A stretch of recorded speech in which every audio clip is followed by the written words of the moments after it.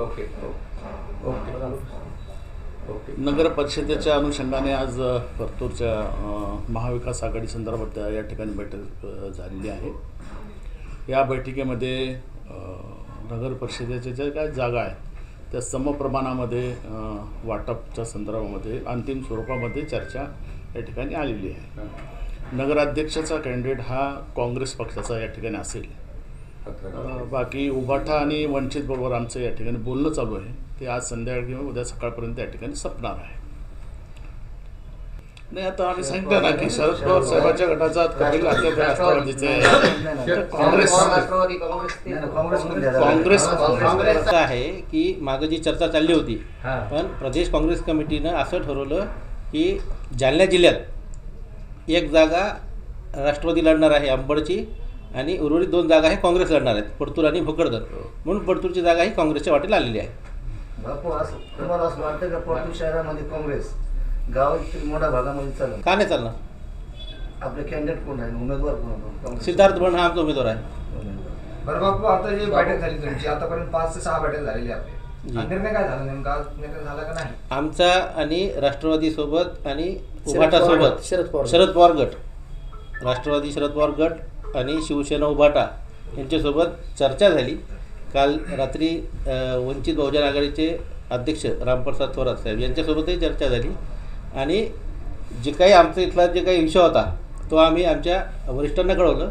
वरिष्ठांकडनं कल्याण दळे साहेब आमचे उपाध्यक्ष महाराष्ट्र काँग्रेस कमिटी हे इथं आले. यांनी कपिल भैयासोबत आणि महेश नळगेंसोबत चर्चा केली आणि समसमान जागेचं वाटप होईल असं जाहीर केलं. आता आम्ही जाहीर करतोय. आता सध्याला आपलं किती बैठक आहे? फॉर्म्युला कसा ठरला सध्याला? फॉर्म्युला कसा ठरला? नगराध्यक्षाचा फॉर्म्युला. नगराध्यक्ष हा काँग्रेस पक्षाचा असेल आणि बाकीच्या ज्या जागा आहेत त्या समप्रमाणामध्ये आम्ही वाटून देणार. परतूर नगर आता 23 जागा आहे. निवडणुकीसाठी आपला अजेंडा काय असणार? कोणता मुद्दा समोर घेऊन कोणता मुद्दा समोर घेऊन आपण तुम्ही येणाऱ्या आगामी ज्या नगर निवडणुका ज्या आहेत भोगातल्या गेल्या 30 वर्षापासून ज्यांच्या हाती सत्ता होती त्यांनी परतूरची अवस्था फार वाईट करून ठेवलेली आहे.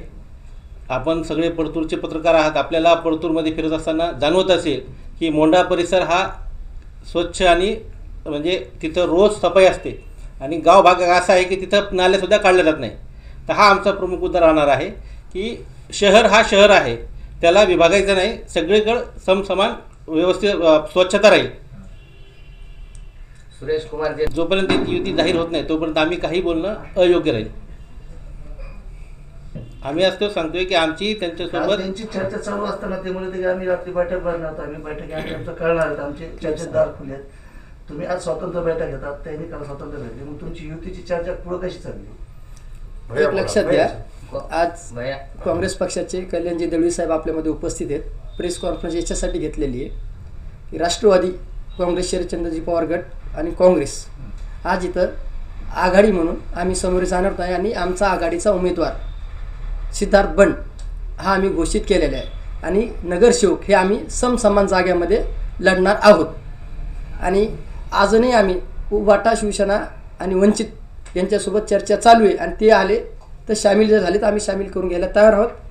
आणि आज काँग्रेस आणि राष्ट्रवादी शरदचंद्रजी पवार गटाची आज आमची आघाडी झालेली.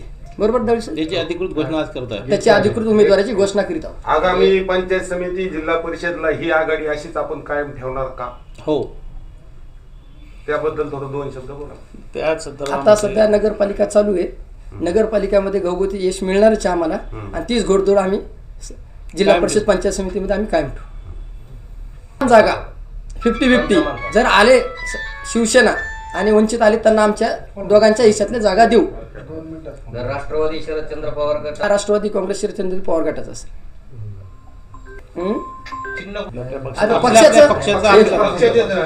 आता आम्ही राष्ट्रवादी शरदचंद्रजी पवार पक्षाचे जे चिन्ह असेल, काँग्रेसचे जे चिन्ह असेल त्या चिन्हावर एबी फॉर्म त्यांच्या पक्षाचे उमेदवारांना त्यांना जोडले जातील, आमच्या पक्षाच्या उमेदवारांना आमचे एबी फॉर्म जोडले जातील.